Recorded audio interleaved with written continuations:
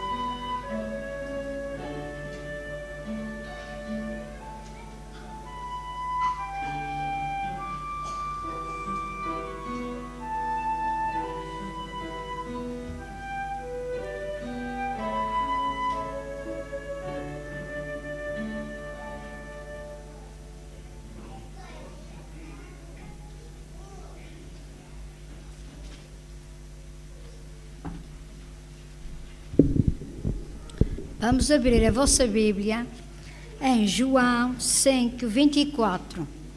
João 5, 24.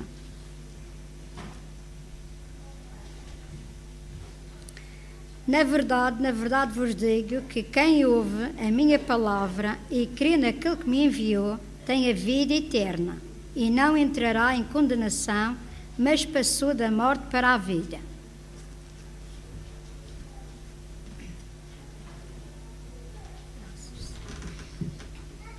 Olá, irmãos. Trago-vos hoje uma mensagem baseada num livro da irmã White que também tem em comum o livro com o nome da Bíblia. Tem os dois o mesmo livro. O mesmo nome, desculpem. Este livro tem o mesmo nome. E este livro chama-se Atos dos Apóstolos.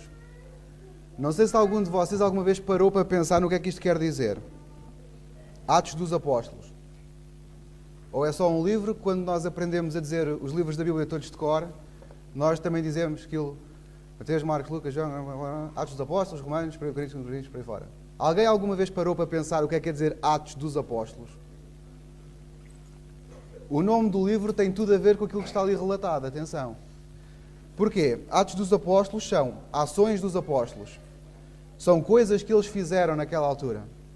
E é sobre isto que eu hoje vos vou falar, acerca de duas personagens que estão descritos neste livro. Vou-vos falar de Estevão e vou-vos falar de Paulo. Aparentemente são duas pessoas diferentes, mas eles estão muito ligados um com o outro. Gostava de vos trazer primeiro uma descrição de quem era Estevão. Diz-nos então aqui que Estevão, o chefe dos 7 diáconos, era um homem com profunda piedade e grande fé. Embora fosse judeu de nascimento, falava o grego e estava familiarizado com os usos e costumes deste povo. Teve por isso a oportunidade de pregar o Evangelho na sinagoga dos judeus gregos. Era muito ativo na causa de Cristo e com ousadia proclamava a sua fé. Ilustres rabinos e doutores da lei envolveram-se em discussão pública com ele, esperando constantemente obter uma vitória fácil, mas não podiam resistir à sua sabedoria e ao espírito com que falava. Falava não só no poder do Espírito Santo, mas também se via claramente que era um estudioso das profecias e conhecedor de todas as questões da lei. Defendia habilmente as verdades que advogava e derrotava completamente os seus opositores. Cumpriam-se nele a promessa. Convençam-se de que não é preciso preocuparem-se com a própria defesa, porque eu vos darei palavras e sabedoria, e que nenhum dos vossos inimigos poderá resistir, nem será capaz de contradizer. Palavras de Cristo em Lucas 14 e 15, 21, 14 e 15. Gostava de parar agora um pouco para nós vermos aqui algumas considerações de quem era Estevão. Como nós vimos, Estevão era ativo na causa. Estevão era um estudioso. Estevão, além do estudioso, era um grande conhecedor da lei e quando ele precisou de ter esse conhecimento na sua cabeça, ele viu que verdadeiramente ele tinha à sua mão. Porquê? Além de Deus o ajudar com o seu conhecimento, ele também tinha esse conhecimento lá dentro. E isto é uma lição que eu gostava de vos trazer hoje.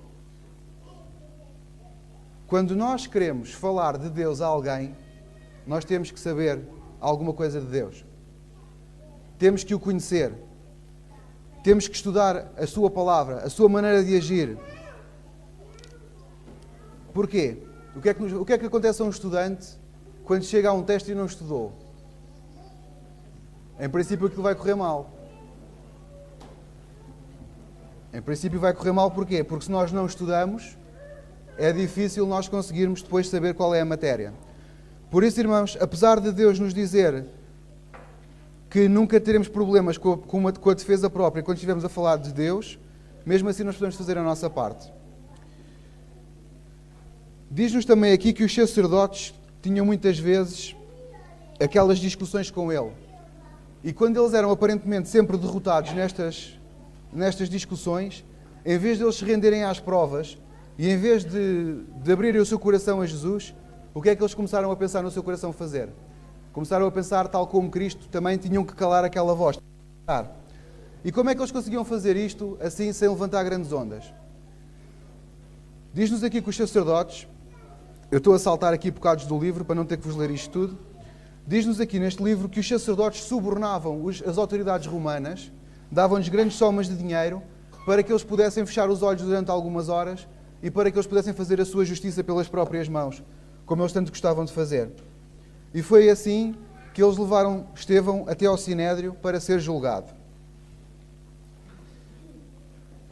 Mais um trecho aqui deste livro. Como não foi possível aos sacerdotes e príncipes prevalecer contra a sabedoria de Estevão, clara e calma, decidiram fazer dele um exemplo. E ao mesmo tempo que satisfaziam o seu ódio vingativo, impediriam outros, pelo medo, de adotarem a sua fé. Pagou-se a falsas testemunhas para mentir, dizendo que tinham ouvido blasfemar contra o templo e contra a lei. Irmãos, fazer de alguém um exemplo. Quantos de vocês já ouviram falar desta frase?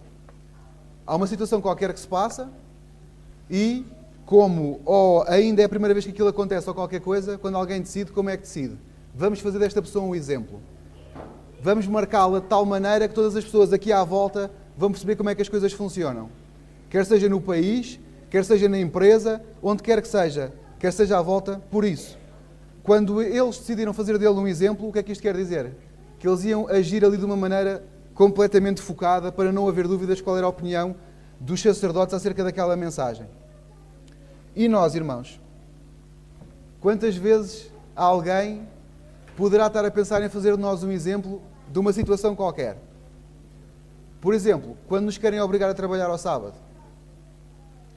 Muitas vezes essas pessoas querem ver se aquilo que nós dizemos, se nós vivemos mesmo esta situação.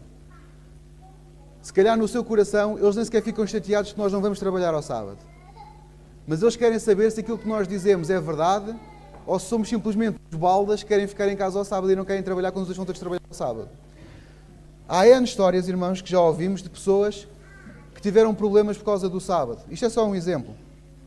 De pessoas que tiveram problemas devido à sua honestidade, que foram-lhes à frente para ver como é que eles iriam agir.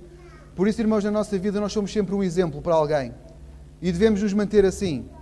Agora, devemos ser um exemplo de como o nome de Deus poderá ser sempre mantido, exaltado, pela maneira como nós trabalhamos, ou se pelo contrário, nós iremos simplesmente dizer que falamos em Deus, mas quando nos sentimos apertados, já não adotamos aquela filosofia toda que dizemos.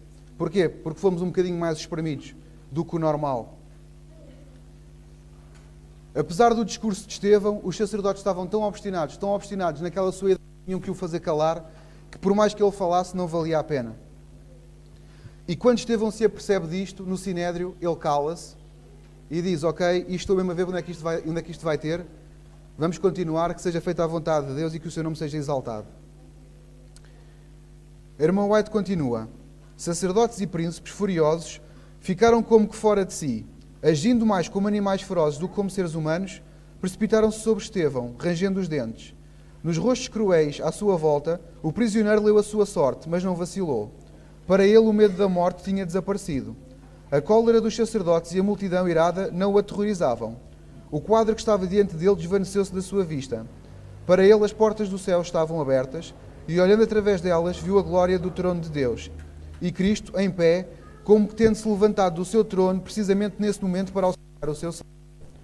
Com palavras de triunfo, Estevão exclamou, olhem, vejo os céus abertos e o Filho do Homem de pé, junto a Deus à sua direita.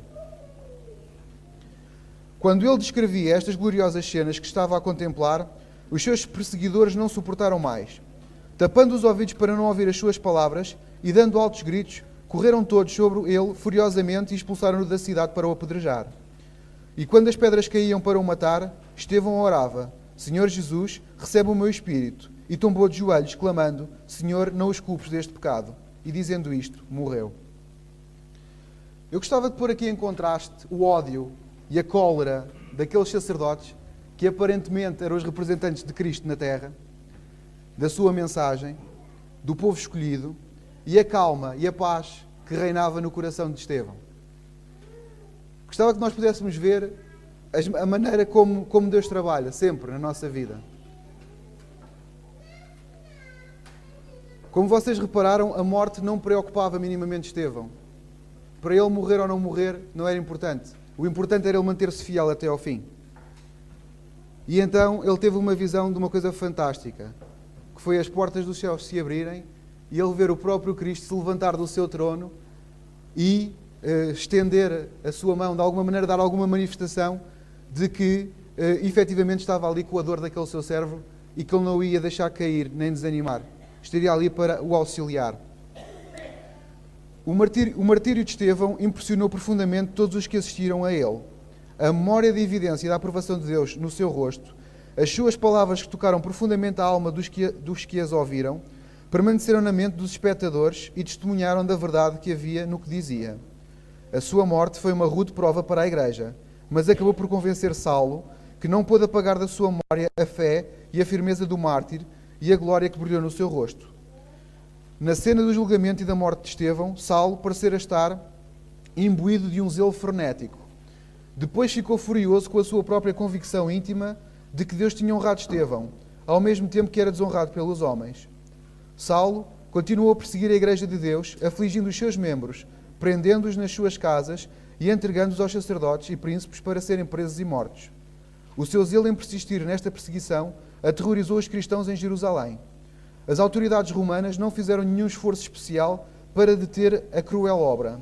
Pelo contrário, secretamente ajudavam os judeus para os satisfazer e garantir a sua simpatia. Depois da morte de Estevão, Saulo foi eleito membro do Conselho do Sinédrio, tendo em consideração o papel que tinha desempenhado naquela ocasião. Durante algum tempo foi um instrumento poderoso nas mãos de Satanás para promover a sua revolta contra os filhos de Deus. Pouco tempo depois, porém, este implacável perseguidor deveria ser usado para edificar a igreja que agora estava a derrubar. Alguém mais poderoso do que Satanás tinha escolhido Saulo para tomar o lugar do martirizado Estevão, a fim de pregar e sofrer pelo seu nome e espalhar amplamente as novas da salvação por meio do seu sangue. É aqui que a história destes dois homens irmãos se junta. É aqui que, como eu vos vou passar a mostrar, Saulo e Estevão parece que sempre estiveram juntos. Quem era Saulo? Como nós vimos. Quem era Saulo de Tarso? Era um pescador? Era um carpinteiro? Quem é que ele era? Ele era um estudioso das Escrituras. Era um deles, pelo menos. Ele tinha andado na escola de Gamaliel, que era das mais conceituadas da sua altura, as escolas de profetas.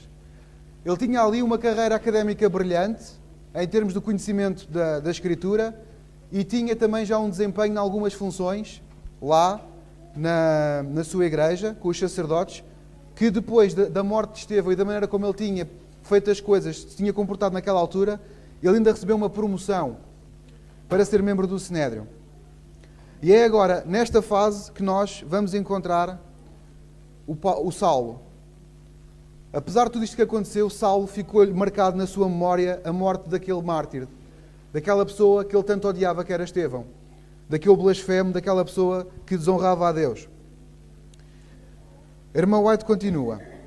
Entre os guias judeus que ficaram profundamente abalados com o êxito que acompanhava a proclamação do Evangelho, encontrava-se mais do que qualquer outro Saulo de Tarso. Cidadão romano de nascimento, apesar de ser judeu por descendência, Saulo tinha sido educado em Jerusalém pelos rabis mais eminentes. Da linhagem de Israel, da tribo de Benjamim, era descendente de hebreus.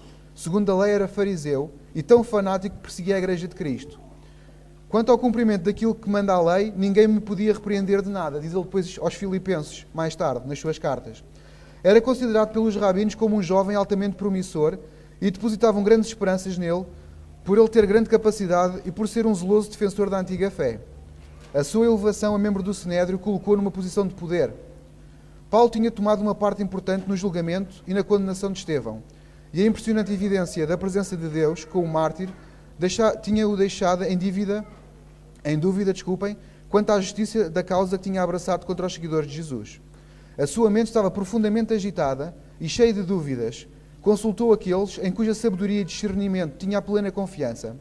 Os argumentos dos sacerdotes e príncipes acabaram por convencê-lo de que Estevão tinha sido um blasfemo, que o Cristo que o discípulo martirizado pregava era um impostor e de que os que serviam no santo serviço tinham forçosamente de ter razão. Saulo só chegou a esta conclusão após um rigoroso exame, mas a sua educação, os seus preconceitos, o seu respeito para com os antigos mestres, bem como o seu orgulho e popularidade, deram-lhe força para se revoltar contra a voz da consciência e a graça de Deus. completamente decidido a dar razão aos sacerdotes e aos escribas, fez uma acérrima oposição às doutrinas ensinadas pelos discípulos de Jesus. Por sua influência, homens santos e santas mulheres foram arrastados até aos tribunais, onde alguns eram condenados à prisão e outros até à morte, apenas por causa da sua fé em Jesus. Deste modo, trouxe incerteza e sofrimento à igreja recentemente organizada e fez com que muitos procurassem a segurança da fuga. E foi nesta altura, então, que o Evangelho sai de Jerusalém, por causa destas perseguições todas de que eles eram alvo. Os que foram expulsos de Jerusalém por causa desta perseguição iam por toda a parte anunciando a palavra. Entre as cidades para as quais foram estavam Damasco, onde a nova fé levou muita gente à conversão. Os sacerdotes e os príncipes achavam que, exercendo um esforço vigilante e uma perseguição severa, a heresia seria eliminada. Mas agora viam que tinham de aplicar noutros lugares as mesmas medidas duras que tinham usado em Jerusalém contra o novo ensino. Saulo ofereceu os seus serviços para realizar este trabalho especial em Damasco. Entretanto, Saulo não pensava senão em ameaças de morte contra os crentes do Senhor. Por isso, foi ter com o chefe dos sacerdotes, pediu-lhe cartas de apresentação para as casas de oração da cidade de Damasco e para lá prender os que seguiam o caminho do Senhor.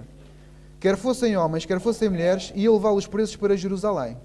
Assim, autorizado e com ordem dos chefes dos sacerdotes, Saulo de Tarso, na força e vigor da sua juventude e entusiasmado por um zelo mal entendido, pôs-se a caminho daquela memorável viagem. Foi durante ela que estranhas ocorrências viriam a mudar todo o curso da sua vida.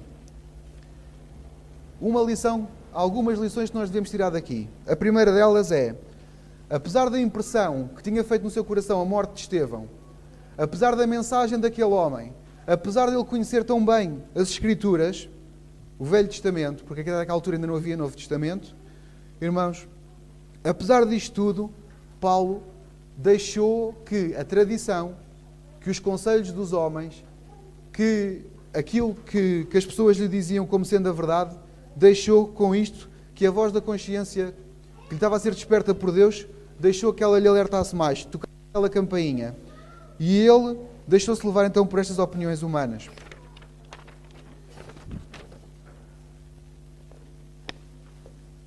Por isso, irmãos, para nós isto é um exemplo de que, como dizia Lutero, só a Escritura.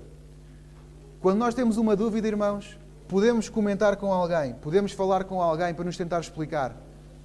Mas, se virmos que essa explicação não está de encontro àquilo que nós achamos que é a vontade de Deus, nós devemos buscar na Bíblia se é verdadeiramente ou não a vontade de Deus e devemos orar a Deus também para nos mostrar tudo nesse sentido. A irmã White começa agora a descrever esta viagem. E eu vou lê-la toda porque é muito interessante. No último dia da viagem, ao meio-dia, diz-nos o dia e a hora exata, quando os cansados viajantes se aproximavam de Damasco e os seus olhos contemplavam enormes extensões de terras férteis, belos jardins e pomares, banhados pelas refrescantes correntes das montanhas ao redor, depois da longa viagem através de áreas desérticas, estas paisagens eram na verdade aprazíveis. Enquanto Saulo e os seus companheiros se deliciavam na contemplação da planície frutífera e da bela cidade abaixo, de repente, como ele mais tarde declarou, uma luz do céu que excedia ao sol me envolveu a mim e aos que iam comigo, tão resplandecente que os olhos mortais não podiam suportar.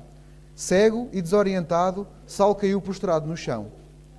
Enquanto a luz continuava a resplandecer à sua volta, Saulo ouviu uma voz que falava em língua hebraica e que lhe dizia: Saulo, Saulo, por que me persegues? E ele lhe disse: Quem és tu, Senhor? E a voz respondeu: Eu sou Jesus, a quem tu persegues.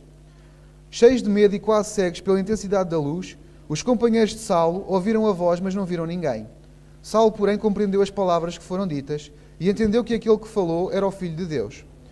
No ser glorioso que estava diante dele, viu o crucificado. Na alma do judeu perplexo, a imagem do rosto do Salvador ficou gravada para sempre. Aquelas palavras atingiram o seu coração com uma força terrível. Nos obscurecidos recantos do seu espírito fez-se luz, revelando a ignorância e o erro da sua vida anterior e a sua necessidade de ser esclarecido pelo Espírito Santo.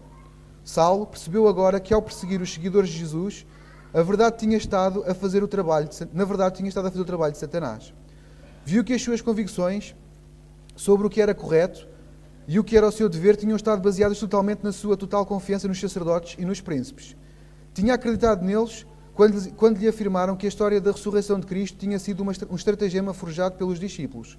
Agora que o próprio Jesus Cristo se lhe revelara, estava ele convencido da veracidade das afirmações feitas pelos discípulos. Naquela hora de iluminação celeste, o Espírito de Saulo agiu com notável rapidez. Os registros proféticos das Escrituras Sagradas abriram-se à sua compreensão. Viu que a rejeição de Jesus pelos judeus, a sua crucificação, ressurreição e ascensão tinham sido preditas pelos profetas e demonstravam que ele era o Messias prometido. Irmãos, como o conhecimento de Paulo estava lá dentro, quando ele tem esta situação na sua vida, ele consegue adaptar facilmente todo o seu conhecimento àquilo que tinha acontecido e que de facto Jesus era o Messias. Lembrem-se, por exemplo, de quando os discípulos iam a caminho de Emaús com aquele desconhecido ia-lhes falando acerca de Isaías, ia-lhes falando acerca de várias profecias acerca de Cristo e das coisas que lhe iriam suceder. Mas naquela altura eles estavam tão perturbados com a morte de Cristo que eles nem estavam a ver bem aquela situação. Neste caso aqui de Paulo, Paulo tinha estudado, Paulo tinha o conhecimento.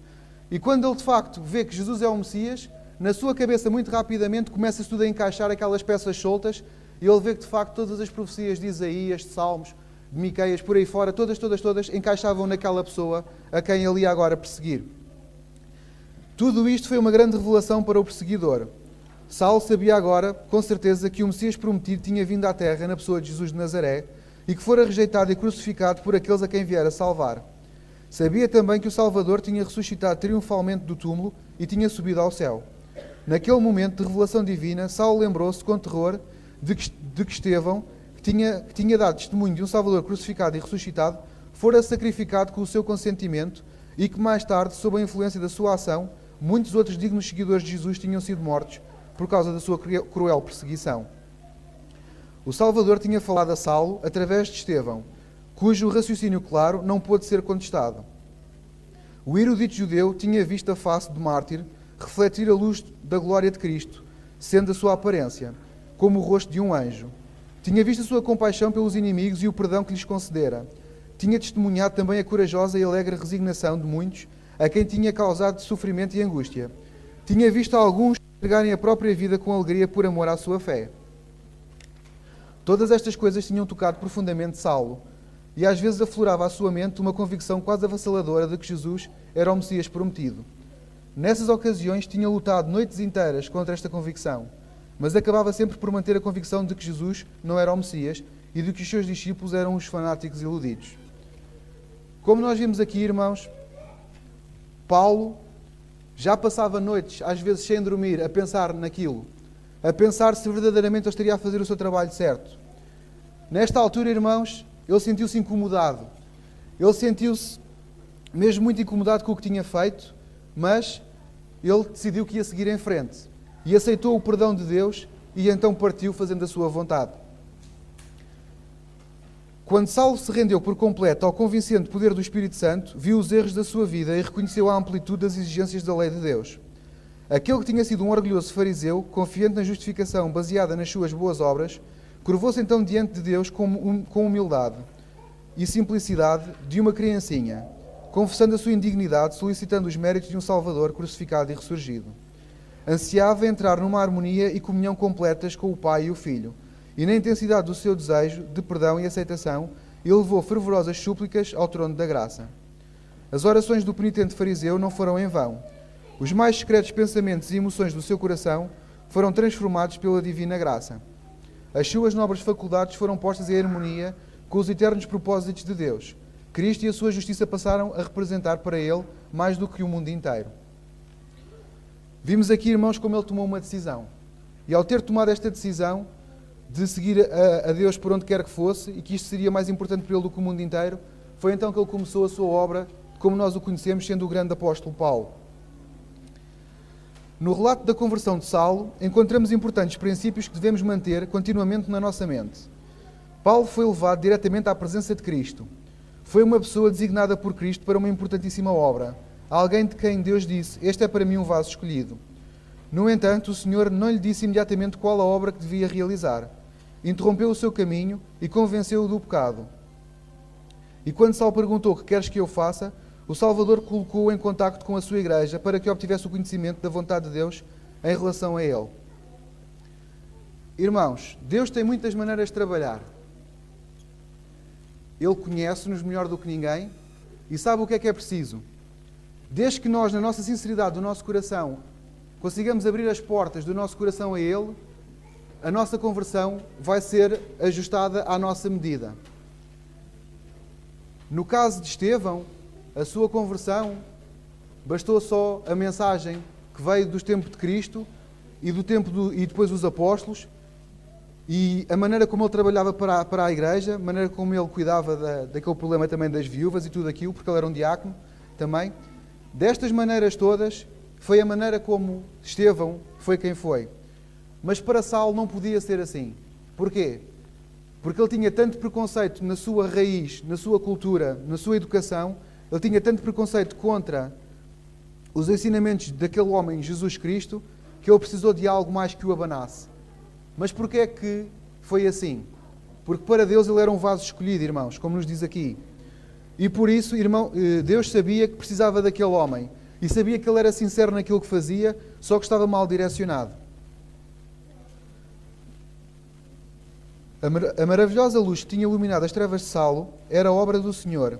Mas havia também um trabalho para com ele a ser feito pelos discípulos. Cristo tinha realizado a obra da revelação e convicção. Agora, o penitente estava em condições de aprender com aqueles a quem o Senhor tinha incumbido de ensinar a sua verdade. Enquanto esteve recolhido na casa de Judas, Saulo continuava a orar e a suplicar. Então o Senhor apareceu em visão a um crente em Damasco, chamado Ananias, dizendo-lhe que Saulo de Tarso estava a orar e que necessitava de auxílio. "Prepara-te, vai à rua direita", disse o mensageiro celestial, "e em casa de Judas pergunta por um homem de Tarso chamado Saulo. Ele está a orar", e teve uma visão de que lhe apareceu um homem chamado Ananias, que entrou e pôs as mãos sobre ele para que tornasse a ver. Ananias mal podia acreditar nas palavras daquele anjo, pois as notícias da perseguição acérrima aos santos em Jerusalém tinham-se espalhado amplamente. E então Ananias atreveu-se a argumentar com Deus: "Senhor, tenho ouvido muita gente falar a respeito desse homem e todo o mal que ele tem feito em Jerusalém contra aqueles que creem em ti. Ele veio a Damasco com poderes que lhe deram os chefes dos sacerdotes para prender a todos os que te adoram. Mas o Senhor disse a Ananias: vai, porque eu te escolhi esse homem para ir falar de mim aos pagãos, a reis e ao povo de Israel." Ananias então foi, obedeceu à orientação do anjo, saiu à procura do homem que ainda recentemente respirava ameaças contra todos os que criam no nome de Jesus. E colocando as mãos sobre a cabeça do sofredor arrependido, disse: "Irmão Saulo, o Senhor Jesus que te apareceu no caminho, mandou-me vir ter contigo para que te tornes a ver e fiques cheio do Espírito Santo." Nisto, caíram dos olhos de Saulo uma espécie de escamas e ele voltou a ter vista. Então, levantando-se, foi batizado. Desta maneira, Jesus sancionou a autoridade da sua igreja organizada e pôs Saulo em contacto com aqueles que são, nesta terra, os seus instrumentos. Cristo tinha agora uma igreja como sua representante na terra. A ela pertencia a obra de dirigir os pecadores arrependidos no caminho da vida. Muitos têm a ideia de que são responsáveis pela luz e experiência que possuem apenas perante Cristo, independentemente dos seus reconhecidos seguidores na terra. Jesus é o amigo dos pecadores e o seu coração entristece com o seu infortúnio. Ele tem todo o poder, tanto no céu como na terra, mas respeita aos meios que escolheu para o esclarecimento e salvação dos homens. Dirige os pecadores para a igreja, que ele tornou um instrumento de luz para o mundo. Quando perante o seu erro cego e o seu cego preconceito, Saulo recebeu uma revelação de Cristo, a quem perseguia, foi posto em comunicação direta com a igreja, a qual é a luz do mundo. Neste caso, Ananias representa Cristo, como representa também os ministros de Cristo sobre a terra, os quais são indicados para agir em seu lugar. No lugar de Cristo, Ananias toca nos olhos de Saulo para este poder recuperar a vista. Em lugar de Cristo, coloca as suas mãos sobre ele e, enquanto ora em nome de Cristo, Saulo recebe o Espírito Santo. Tudo é feito no nome e pela autoridade de Cristo. Cristo é a fonte e a igreja o canal de comunicação. Irmãos, existe uma razão para haver uma igreja organizada. Deveríamos meditar na história destes dois homens há algum tempo da nossa vida, histórias bem conhecidas. Deveríamos também trazer à mente as lições importantes que aqui encontramos nestas duas histórias. Dou graças a Deus pelo exemplo destes dois homens, que nos fazem pensar de uma maneira de como a igreja é importante e de como nós podemos estar com o nosso Deus. Gostaria de vos deixar uma pergunta só antes de me ir embora, que é a seguinte: como está a relação de cada um de vós com Cristo? Um bom sábado.